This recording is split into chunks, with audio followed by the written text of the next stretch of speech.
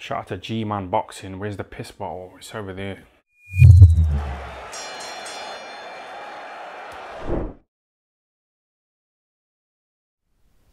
Alright people, review of the week time. So, we're going to kick this off. We're going to talk about the fights that took place last night. We're going to talk about basically what I think of this new whole kind of sky with Boxer. You know, because I've been so used to seeing them with Matchroom. They really did everything new. New ring, which I don't know. I'm someone who doesn't really like the white ring. Maybe that's just me. Maybe it'll grow on me. But I don't know, it didn't look, to me that just didn't kind of fit. I don't know why. It just seemed a bit strange. But we'll talk about them fights now in a second. We're also going to talk about this absolute farce. I mean, Jesus Christ. This whole George Kambosos, Teofimo Lopez thing. I might even start with this actually, because I want to talk about a fight that happened last week as well that I didn't cover in last week's review of the week. But this whole George Kambosos, Teofimo Lopez thing. I'm just reading it here. The COO of Triller, who has a really bizarre name, which I'm not even going to try, Tor something. I'm not even going to try and pronounce it. I'm just going to butcher it probably. He's now saying Triller won't be promoting Teofimo Lopez versus George Kambosos Jr. After all, said they've lost 9 to 10 minutes. Jesus Christ. I shouldn't laugh, but holy shit, they've lost a lot of money on it. It's stated that Eddie Hearn was the second highest bidder, so it may mean that Eddie Hearn may be able to stage this fight whenever the god this fight happens, because it seems to be all up in the air now at this stage. But Triller, and this is interesting, are now requesting that the IBF remove Kambosos as the mandatory. Has Kambosos been that difficult, or what's the story with this? That's bizarre. I don't think I've ever heard a network campaign for someone to be removed of their mandatory status. It's a weird one. Has that ever actually happened? You know, the IBF, and they're normally sticklers, by the way. You know what they're like. And to think as well, the IBF name people mandatory sometimes. Like literally they just chuck a mandatory on someone and just be like, there's your mandatory, it's Billy No Mates, you're fighting him, there you go, everyone's happy. Well, they're happy anyway. But at least Kambosos aren't that, so and there's got to be some legal implications to that as well. In fact, there definitely is, so there definitely would be, because like we've seen mandatories carry over for a while. And you know, the IBF are, yes, they're good at enforcing the mandatories, but they're very selective. If you think about it, I mean, like, when's the last time a welterweight mandatory got called? You know, I think Errol Spence, I think his last mandatory was that guy he fought in Texas who he knocked out in the first round. His name escapes me. And there's been other instances as well where they've been like chucking mandatories at one division, but they'll let another division just be like, it's all good, it's all good. So that's a bizarre one. Like, I mean, that whole Kambosos thing, Teofimo Lopez thing, that's just been dragging on, hasn't it? It's just been dragging on, and it's I just kind of want to see that fight just get over and done with. You know, some people were saying they were looking forward to it. I was kind of like, at the start, I was kind of like, oh, this might be an entertaining fight, but now it's like, it's holding up both guys' careers. There's been so much absolute crap going on with it since the start. It's just, everything just needs to be held up by it. I don't know. That fight just seems to be kind of going nowhere fast. It really does. I will talk about something else Teofimo Lopez has stated later on in this video, but I want to talk about a fight that happened last week, which I actually forgot to cover. Last week's review of the week, and the whole week, to be honest with you, was just so much about Anthony Joshua, you know, losing to Alexander Usyk. Then I was away in London for a couple of days, and I didn't record anything. I didn't even bring recording equipment over, actually, to be honest, because I was just enjoying it.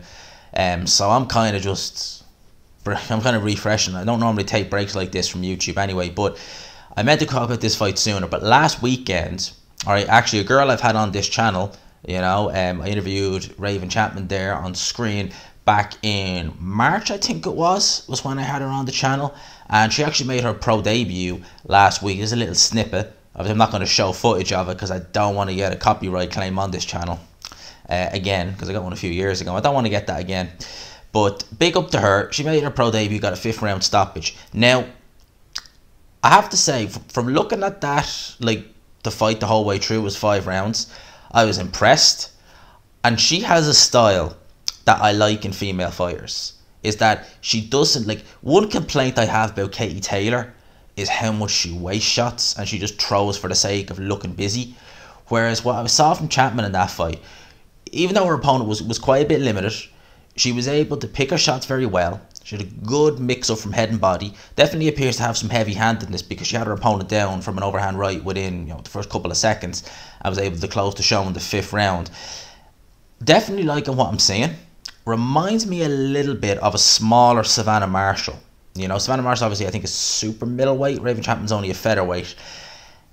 Similarity, a little bit. Definitely seems to have a little bit of pop there, which is something, again, you don't often tend to see in female fighters, but it appears to be quite natural. She seems to have some heavy hands there. So I'll definitely be keeping an eye on that now. I believe she's going to be back out in November time, give or take.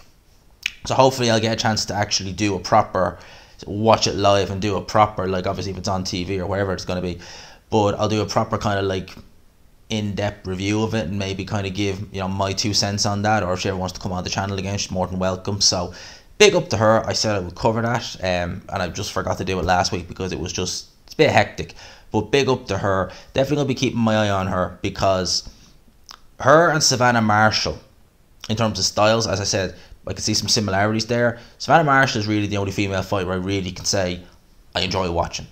I will literally watch her fights because I like watching her fight. She goes for knockouts, and there's talent there. There's definite talent there.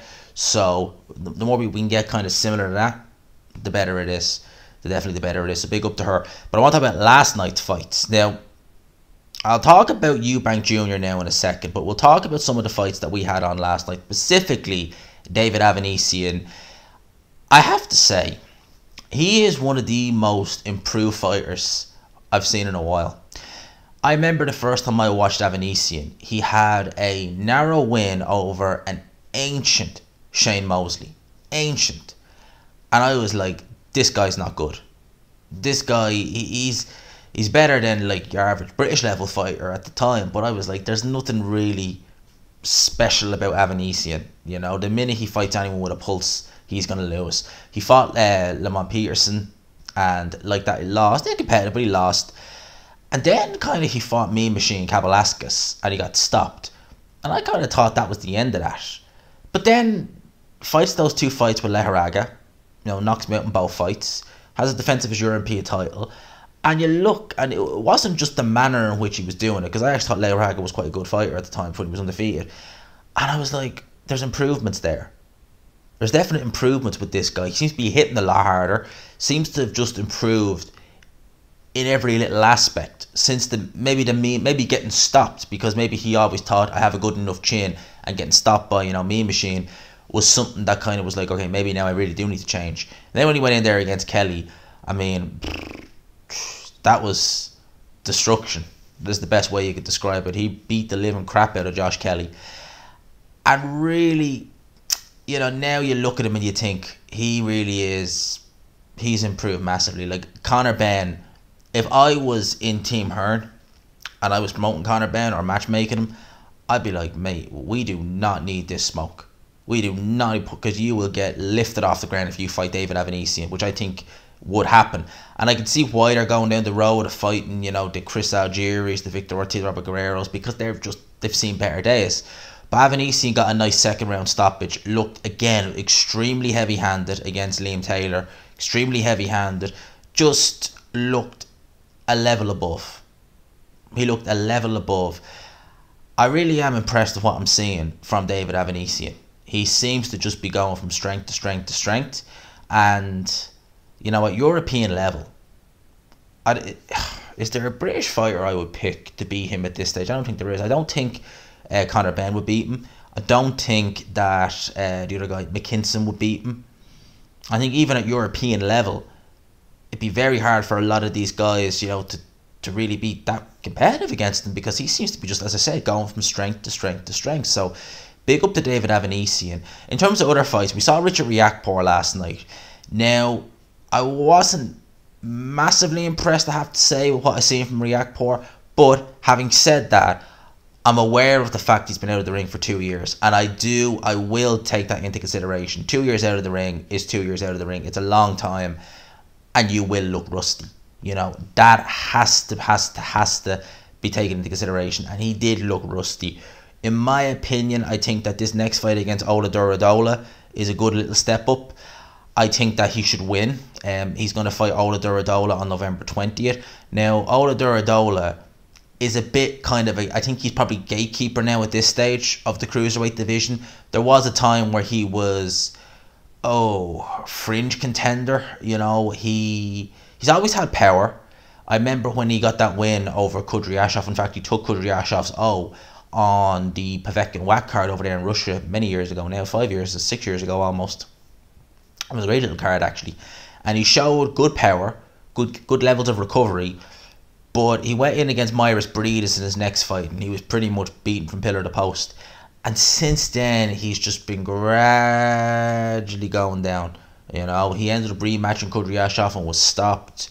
He's been stopped a couple of times. I think he was stopped against Maxim Vaslov, or Valos, however you pronounce it, the guy who lost to Joe Smith.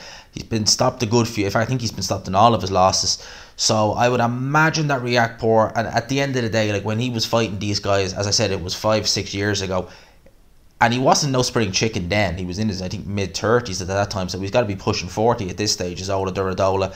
So I would imagine that would be a relatively straightforward win for Richard Riakporhe. But nevertheless, Ola Duradola, if there's one thing he has, is power, punch power. So he'll want to be on his guard against Ola Duradola, regardless of where I believe he is at. Now, Jose Burton is set to fight on that card as well versus Dan Aziz for the British light heavyweight title.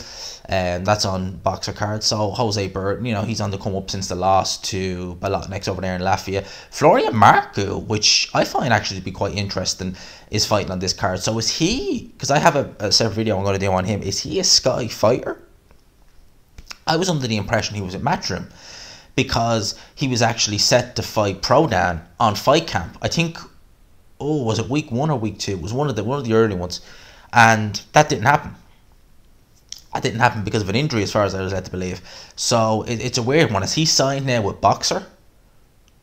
Was there an announcement? Because normally they're quick to announce if a fighter is signed with them. So that's an interesting one. Marku brings fans. He brings the Albanian fans. You know, for someone who is at his level, he has what every promoter wants. He sells tickets, and that's what promoters want at the end of the day, especially for fighters who are, you know, up and coming like Marku is. So that could be a good move from Sky. You know, you're getting into that Albanian market with Florian Marku. Terence Crawford versus Sean Porter. This fight was announced. I'm chuffed to bits that we're getting this fight. I'm just gonna say I'm chuffed to bits. I'm a fan of Terence Crawford. I am, but I'm also a fan of Sean Porter. My head says Terence Crawford, heart says Sean Porter. I believe Terence Crawford's going to win, but I respect and admire Sean Porter greatly. The man has no fear in him. The man has no... He will fight anyone. He really is one of them throwback fighters where there's no case of, you know, cross the street or the money. It's like Sean Porter just will fight anyone. And I like Terence Crawford. I said I do. I really do. But if Sean Porter won, I wouldn't be complaining. I'd be quite happy if he did, to be honest with you. I don't think he will. I think that Sean Porter is still a world level welterweight, still an extremely, extremely good welterweight, but I do think he is probably starting to slow down a bit, and I think that Terence Crawford should win that fight comfortably. It's going to be on Sky Sports, which is good, not pay-per-view, so that's even better.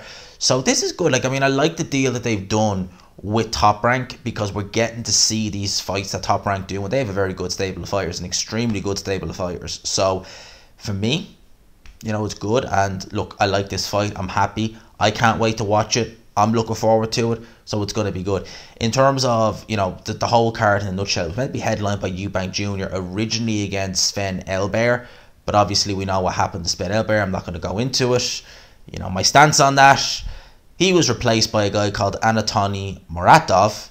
Now, that fight got banned at the last minute because the board, something to do with his medicals, raised concerns. I would imagine, if I'm just guessing, it was probably something maybe to do with weight. Maybe he didn't rehydrate enough. Maybe he rehydrated too much. I don't know. Maybe it's something to do with that. I don't know. But that fight is rescheduled for the end of the month. So they're not going to get Sven Elber, who was... Look, I had a look at Sven Elber when the fight was announced. Look, tailor-made for Eubank Jr. He literally looked like... You want to get a style that Eubank Jr. looks good on, you get Sven Elber. So we'll see how that goes with this new opponent whenever they get the fight, probably the end of this month. Interestingly, Canelo Alvarez has revealed that he has plans to continue fighting for 7 more years. He said that on Fight Hype. That would mean then that potentially he could be fighting up until the age of 38, because I can't see that happening. And if he did, Jesus, where would he end up? A cruiserweight? Heavyweight? Seriously, I can't see that happen. I'd be very surprised if it did. I'd be extremely surprised if it did. Canelo Alvarez fight until he's 38? Jesus, now I would be surprised at that. Now I have to say, I couldn't see that happening. Now here's an interesting one, and I haven't really looked in depth into this, but I'm going to read it for you here. There's an investigation into the 2016 Olympics. It's confirmed that fight fixing took place. Richard McLaren, who led the investigation, named Michael Conlan's loss to Vladimir Nikitin. I mean, if ever I saw a fight that was a robbery, it was Conlan versus Nikitin. I mean, geez, that was just blatant. They've also found problems in relation to Joe Joyce versus Tony Yoka. Now, I personally felt Joe Joyce won the fight against Tony Yoka, but like that, I can see kind of why they gave it to Yoka in that sense. But for me, the Conlan fight was more a robbery than Yoka versus Joyce. Although having said that, like I said, I do see where they were coming from with that. But that's interesting. Now I haven't really, like I said, I've been away in London for a couple of days, so I haven't really had a chance. I have not really looked at my phone too much to do, like, you know, boxing work or anything like that. I'm really kind of only scrolling through Twitter now to get these kind of news stories and then speaking on them. So we'll watch the space with that and see how that goes. Andy Ruiz has confirmed that his next fight is being targeted for December. Has 3 opponents named. Adam Kalnacki. Can't see it being Kalnacki if he's fighting this week against Helenius, because that fight could go either way and it could be a very tough fight. So come December, I can't see that. Charles Martin or Luis Ortiz. Either or, Charles Martin or Luis Ortiz, to be honest with you. I mean, Luis Ortiz, I mean, you want to know how old the pyramids are? Ask Luis Ortiz. He was around before they were built. In terms of Charles Martin, yes, he's improved. But we'll wait and see. I want to see how Ruiz looks in this next fight, because he looked pretty poor, it has to be said, against Areola. And Areola has seen much, much better days. I mean, he's seen much better days many, many years ago. So, you know, watch the space with Andy Ruiz. In terms of Sky and the new kind of look with Sky under Boxer, you give it time. Like, it is still pretty much the same. You know, they have Carl Froch, Woolhouse, Nelson, Smith. It's pretty much the same. The one thing I didn't like was that thing they did where they were talking about distance covered in the ring, and it universally seemed like that got a big thumbs down. I've seen a lot of memes going out about it. I don't see the need for that. Like, I mean, why in God's name do you need to show, like, this fighter stepped at this side of the ring 10 times, then he stepped on this side of the ring 8 times? You're going to move all around the ring anyway. But I just didn't understand that. But in terms of everything, like, Sky have been around for so long, the production value is always going to be good on Sky. The Zone, I feel they are improving exponentially with their production value. They still not quite on that level yet with Sky, you know, in terms of just sheer production value. But say that Sky have how many years they've been doing boxing? 20, 30 years? Yeah, they know the ins and outs, so you got to give them that. Manny Pacquiao, it's official, we can say it now, he is a retired fighter. Alright, he is a retired fighter now. He is no longer fighting. Manny Pacquiao, no longer boxing. Jesus. Like, I've already done a video on him, and in terms of, like, you know, when he announced that, like, I think it was last week that he was, I think, considering retirement, but now it's official.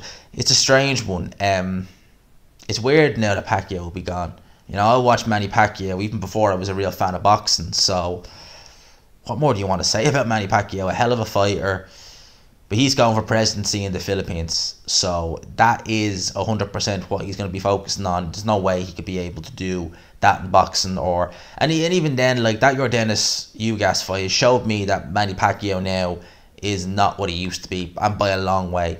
Although I'm saying that I think Yordenis Ugas' style would always give Pacquiao problems, Having said that, Pacquiao just looks to have slowed down just too much at this stage. And even then, he's still a very good fighter, but no.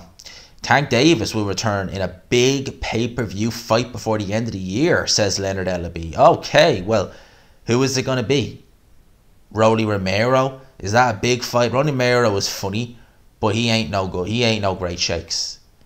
You know, he ain't no great shakes as Rolly Romero. They'll probably do that fight, him against Rolly. I like Tank Davis, I do, but I really would like to see him fight some of the guys at 135. You know, what's wrong with him against Ryan? What's wrong with that? Ryan Garcia is going at the Jojo Diaz route.